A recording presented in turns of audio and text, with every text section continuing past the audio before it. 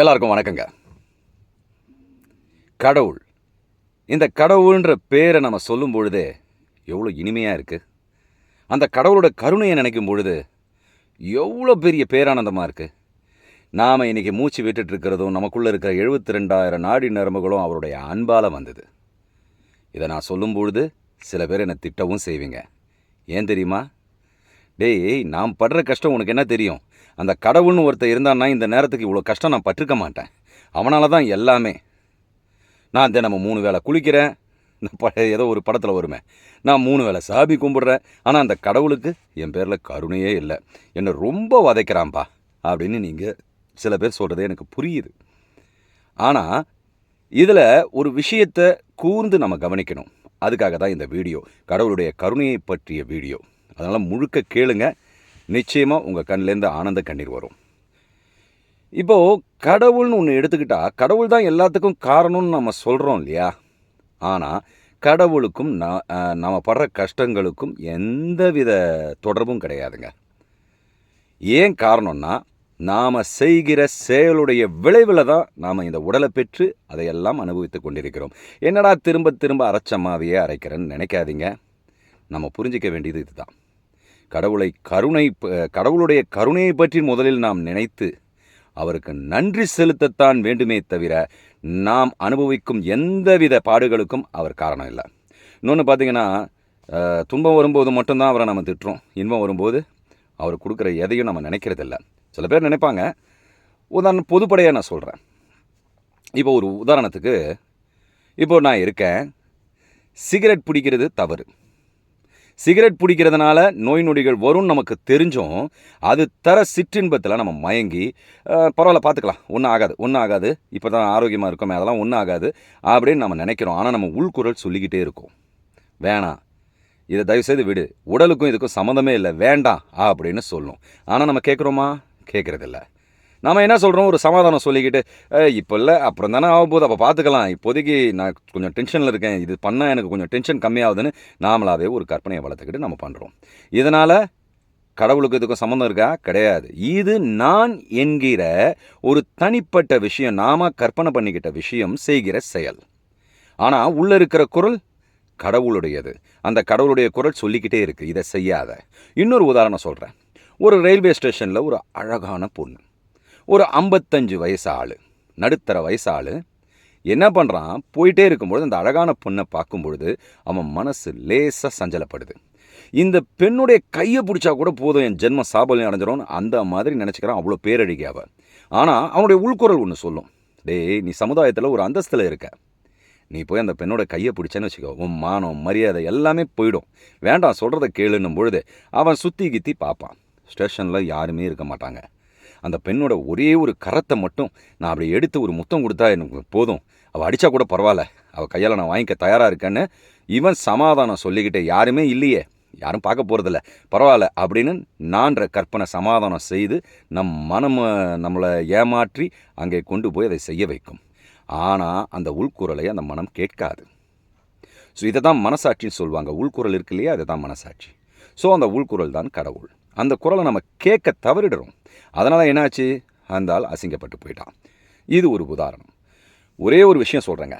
கடவுள் என்பவன் இந்த உலகத்தை படைத்து, இந்த உலகத்தில் நாம் எதையெல்லாம் இன்பமாக அனுபவிக்கப் போகிறோம் என்பதை தெரிந்து அதை எல்லாத்தையும் படைச்சி நம்மளுக்கு உடம்பை கொடுத்து 72,000 நாடி நரம்புகளை கொடுத்து எல்லாத்துலேயும் ரத்த ஓட்டத்தை செஞ்சு நாம் ஒரு 2 இட்லி சாப்பிட்டோன்னா அது மட்டும்தான் நமக்கு தெரியும். அது உள்ளே போய் என்னென்ன செய்யணுன்றது இறைவனுக்கு தான் தெரியும். அவன் அதை வடிவமைச்சிருக்கான். அப்போது அந்த நாக்கில் அந்த சுவையை கொடுத்து, ஒவ்வொரு மரங்களும் பூத்து குலுங்குது, அது பழங்களாக கொடுக்குது. அந்த பழங்களில் ஒவ்வொன்றும் ஒவ்வொரு டேஸ்ட்டு. உலகத்தில் இல்லை, இந்த பிரபஞ்சத்திலே பெரிய சமையல்காரன் அவன் ஒருத்தன் தான். அவனை அடிச்சுக்க ஆளே கிடையாது. மிகப்பெரிய ஷெஃப். அவன் என்ன பண்ணுறான்? ஆப்பிள் ஒரு டேஸ்ட் கொடுக்குறான், கொய்யா பழத்துக்கு ஒரு டேஸ்ட் கொடுக்குறான். இந்த மாதிரி வித்தியாசமான வெரைட்டியான டேஸ்ட், ஒவ்வொன்றும் தனி ரகம். அதை மாற்றவே முடியாது. உயர்தர உணவகம்னு பார்த்தீங்கன்னா அது கடவுளுடைய உணவகமான இந்த உலகம்தான். ஸோ இது போல் நிறைய கருணைகளை கொடுத்துருக்கான், மழைகளை கொடுத்துருக்கான், ஒரு உயிரை படைச்சான், அந்த உயிருக்கேற்ற உணவுகளை கொடுக்குறான். இதுபோல் மிகப்பெரிய கருணையாளன்.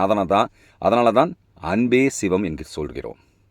அந்த அன்பு தான் சிவமாக இருக்கிறது. அந்த சிவம் தான் அன்பாக இருக்கிறது. ஸோ இப்படிப்பட்ட கடவுள் நமக்கு தொல்லை தர நினைப்பானா? கண்டிப்பாக கிடையாதுங்க. நாம் செய்கிற செயல்களுடைய விளைவுகளை அனுபவிக்கிறோம். அதனால் நம்ம ஒவ்வொரு செயலையும் நம் உள்குரல் ஒலிக்குது பார்த்தீங்களா, அதை கேட்டு தான் ஒவ்வொரு செயலையும் செய்ய வேண்டும். அப்போ பாதை மாற மாட்டோம். நான் என்பது நம்மை சரி கட்ட பார்க்கும், சமாதானம் செய்ய முயற்சிக்கும். அதெல்லாம் கேட்கவே கேட்காதீங்க. ஒரு அப்பா இருக்கார், அவருக்கு ஒரு 2 பசங்கன்னு வச்சுக்கோங்களேன். அந்த அப்பாவானவர் அந்த 2 பசங்களையும் ஒரே மாதிரி தான் பார்ப்பார் இல்லையா? ஏன்னா நாமளும் அப்பாவாக தானே இருக்கோம், நமக்கு தெரியும் இல்லையா? அப்படி இருக்கும்பொழுது ஒரு பையன் என்ன பண்ணுவான்? கெட்ட சகவாசம், கெட்ட வஸ்துக்களோட அந்த பழக்கங்கள் எல்லாமா சேர்ந்து அவன் பாதை மாறி விடுகிறான். இன்னொரு பையன் ரொம்ப அன்பானவனா, ஒரு கனிவானவனா, அவன் என்னென்ன செய்யணுன்றத அப்பா பேச்சை கேட்டு அப்பாவுடைய அனுபவங்களை பெற்று அவன் தன் வாழ்க்கையில் வளர்றான். இன்னொரு பையன் அதை செய்யாதனால கெட்டு போயிடுறான். இந்த கெட்டுப்போன பையன் வளர்ந்த பிறகு என்ன சொல்கிறான்? உன்னால தான் நான் கெட்டேன், 2 பேரையும் அவனை மாத்திரம் நல்லா வளர்த்துருக்க, எனக்கு சொல்லி வளர்க்கலையே, நீ தான் எல்லாத்துக்கும் காரணம் அப்படின்னு அவர் மேலே பழியை போடுறான். சாட்சியாக இருந்து பார்ப்பவர்களுக்கு இந்த பழி அவன் சொல்வது தவறு என்பது புரியும். ஆனால் அவன் விஷயத்தில் அப்பா தான் தவறு.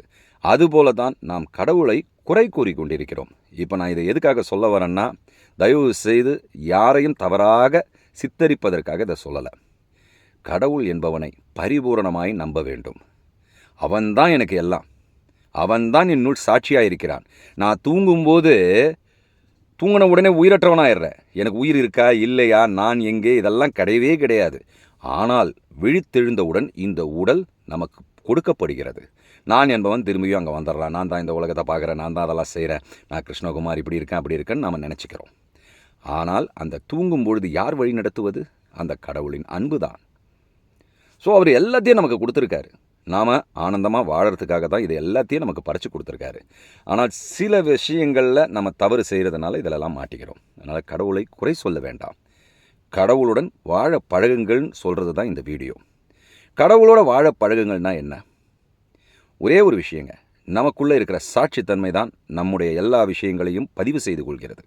இந்த சாட்சித்தன்மை ஒவ்வொன்றும் நம்ம செய்கிற செயல்களை பார்க்குது, அதற்கேற்றார் போல் நமக்கு அட்வைஸும் கொடுக்குது. ஆனால் நம்ம அந்த அட்வைஸை எடுத்துக்கிறதில்ல. என்னிலேருந்து நம்ம ஒரு உறுதிமொழியே எடுத்துக்கலாம், அவர் அட்வைஸை நம்ம கேட்கணும். நம் உள்குரல் ஒலிப்பதை நாம் காது கொடுத்து கேட்கும் பொழுது நம் வாழ்க்கை இனிமையாக மாறும். ட்ரை பண்ணி பாருங்கள். கடவுள் என்பவன் அனைத்திற்கும் முதலாளி. நாம் அவனுக்கு தொழிலாளிலாம் கிடையாது. அவனுடைய அன்பான பிள்ளைகள். அவனுடைய அன்பை பெறதுக்கு முற்றிலும் தகுதி வாய்ந்தவர்கள் நாம தாங்க. சிங்கம் இருக்குது, யானை இருக்குது, எலி இருக்குது, ஒரு கரப்பாம்பூச்சி இருக்குது, எல்லாமே இருக்குது. இது எல்லாமே அவனால் படைக்கப்பட்டது. ஆனால் ஒவ்வொன்றும் அதன் செயல்களுக்கு ஏற்ப அது அந்தந்த உடலை பெறுகிறது. அதனால தான் பெரியவர்கள் சொல்கிறாங்க, நீ உன் உடல் இளமையாக இருக்கும் பொழுதே இந்த கருவியை பயன்படுத்தி கொண்டு அவன் பேச்சை கேட்டு வழி நடக்கப்பார், அப்போது உனக்கு எல்லாமே நல்லதாக முடியுன்றாங்க. கீதையில் கூட பார்த்தீங்கன்னா கிருஷ்ண பரமாத்மா சொல்வார், நல்லதே நினை நல்லதே நடக்கும்னுவார். நானே அனைத்தும், சாட்சித்தன்மையாக நானே இருக்கிறேன். அதனால் என்னை எல்லா உயிர்களிடத்திலும் பார். இந்த உலகத்தில் இருக்கிற ஒவ்வொரு மரத்திலும் என்னை பார், இந்த மண்ணில் பார், எல்லாவற்றிலும் என்னை பார், சூரியனில் பார், நட்சத்திரங்களில் பார், எல்லாவற்றிலும் நானே இருக்கிறேன். உன்னுள் நானே இருக்கிறேன், நானே இருந்து வழி நடத்துகிறேன். நீ உன்னுடைய கதவை திறந்தால் மட்டும்தான் என்னால் உள்ளே வர முடியும். அதாவது மனக்கதவை. நான் என்பது இல்லை, எல்லாமே நீ தான் என்னை வழிநடத்தி கொண்டிருக்கிறாய், நான் உயிராய் இருப்பதற்கு காரணம் நீ தான் ஒத்துக்கிட்டு என்னைக்கு நாம் மனக்கதவை திறந்து நான் இல்லை நீயே அப்படின்னு முடிவு கட்டுறோமோ அன்னிலிருந்து நம்ம வாழ்க்கை செழிப்பாக மாறும். அதில் எந்த விதமான சந்தேகமும் இல்லை. நம்மளுடைய அப்பா தெய்வம் தான் அவன். அவன் எல்லாவற்றையும் ஆள்பவன். அதனால் தான் ஆண்டவன் என்று சொல்கிறோம், நம்மையும் சேர்த்து. அதனால் அந்த ஆண்டவன் மேலே பாரத்தை போட்டுட்டு எல்லாத்தையும் செய்யின்னு சொல்கிறாங்க இல்லையா, அதன்படி நம்ம நடப்போம். ட்ரெயினில் போகும்போது ஒரு பார்சல், ஒரு பழக்கூடையை எடுத்துகிட்டு ட்ரெயினில் உட்காந்துட்டு மண்டையில் ஒருத்தன் தாங்கி பிடிச்சிக்கிட்டு இருந்தானான். எதிர்க்க கேட்டானா, ஏன்பா ட்ரெயின் தான் போயிட்டுருக்கேன், தலையில் பாரத்தை ஏன் சுமக்கிற, எடுத்து வைன்னு. அந்த ட்ரெயினை போன்றவன் கடவுள். நம்முடைய பாரங்கள் எல்லாத்தையும் அவன் மேலே இறக்கிட்டு, இனிமேல் நீ பார்த்துக்கோ, எனக்கு ஒன்றும் கிடையாது, நீ தான் எல்லாமே அப்படின்னு செயல்படுத்தி பார்ப்போம். அப்போ கூட சில பேர் கேட்பாங்க, யோ என்னையா சும்மா சொல்லிருக்க, நீ கஷ்டப்பட்டேன்னா எல்லாமே தெரியும், அப்போ உண்மையை உணர்வேன்னு. கண்டிப்பாங்க, நானும் கஷ்டப்பட்டு தாங்க இருக்கேன். ஆனால் பொறுமை நம்பிக்கைன்னு சாய் சொல்வார் பாருங்க, அந்த பொறுமையும் நம்பிக்கையும் இன்னும் என்னிடத்தில் இருக்கிறது. என்னுடைய தகப்பன், என்னுடைய அப்பா எனக்கு என்ன வேணும்னு அவருக்கு தெரியும்.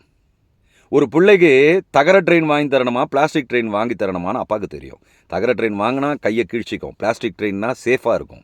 அதுபோல் சேஃபான விஷயங்களில் தான் சேஃபர் ஜோனில் தான் என்னை கடவுள் கொண்டு போகிறாரு. ஆனால் நான் தப்பாக புரிஞ்சுக்கிட்டு, என்னடா இது ஒன்றுமே நடக்க மாட்டேங்குது அப்படின்னு சொல்லி பாதை மாறி போயிட்டோன்னு வச்சுக்கோங்க, நஷ்டம் அவருக்கு இல்லை, நமக்கு தான். திரும்பவும் இன்னொரு வாட்டி உடலை எடுக்கணும், திரும்பவும் இங்கே வரணும். அந்த உடலை எடுத்தால் பழசு ஞாபகம் இருக்குமா? இருக்காது, எல்லாம் மறந்து போயிடும். திரும்பவும் வந்து வந்து வந்து வந்து இன்னொரு கருவை தேடிக்கிட்டு நாம் இதே மாதிரி ட்ராவல் பண்ணிக்கிட்டே இருக்க வேண்டியது தான். நம்மளுடைய பயணத்தை முடித்துக்கொள்ள கடவுள் ஒருவன் தான் வழி. அதனால் நம்ம பழக்கூடிய ட்ரெயினில் வச்சுருவோம், பாரத்தை அவன் மேலே சுமத்திடுவோம், நாம் பாட்டுக்கு ஜாலியாக பயணம் பண்ணுவோம். நம்மளோட பயணம் இனிமையாக இருக்கும், அதில் எந்த விதமான சந்தேகமும் இல்லை. முயற்சித்து பாருங்கள், கடவுள் மேலே உங்கள் பாரத்தை போடுங்க. பொறுமையான காத்திருங்க, பொறுமை தான் ரொம்ப முக்கியம். ஏன்னா நம்ம ஏற்கனவே செஞ்ச செயலுடைய விளைவுகள் கம்மியாகிற வரைக்கும் பொறுமையாக இருக்க சொல்கிறார் கடவுள். ஏன்னா அதை நம்ம அனுபவிக்காமல் போக முடியாது. ரோட்டில் போகிறோம், ஒருத்தனை போட்டு ரொம்ப உதைக்கிறான் ஒருத்தன், அவனை பார்க்கும்போது நம்ம என்ன சொல்லுவோம்? என்னடா இவ்வளோ பாவம் பண்ணுற, இவனுக்கெல்லாம் சரியான தண்டனை கொடுக்கணும் அப்படின்னு நினைப்போம் இல்லையா? அப்போது அந்த தண்டனையை கொடுக்கணுன்ற தகுதி பெற்றவர்களாக நம்ம எடுத்துகிட்டு வந்துட்டோம், அந்த தண்டனையை அனுபவிச்சு தான் ஆகணும். ஆனால் அந்த தண்டனைகள்லாம் இருக்கும் பொழுது, எப்படி ஒருத்தன் கால் கை வலியாக இருக்கும் பொழுது அவனுக்கு ஒரு பெயின் கில்லரை கொடுத்து அந்த வலியை டாக்டர் குறைக்கிறாரோ, அந்த மாதிரி டாக்டர் தாங்க கடவுள். நாம் அதை அனுபவிச்சுட்டு இருக்கும் பொழுதும் இப்போ ஒருத்தரால் அவமானப்படுறோம், அந்த கடவுளை நினைக்கும் பொழுது அந்த அவமானப்படுறோம் பார்த்தீங்களா, அது செயலுக்கான விளைவு. ஆனால் அதே நபரால் திரும்பவும் பாராட்டப்படுவோம். அது வரைக்கும் நம்ம பொறுமையாக காத்திருக்கணும். நிச்சயமாக வாழ்க்கை வெற்றிகரமாக இருக்கும். வாழ்க்கையை ருசித்து வாழ்வோம். நன்றி, வணக்கம், ஜெய் ஹிந்த்.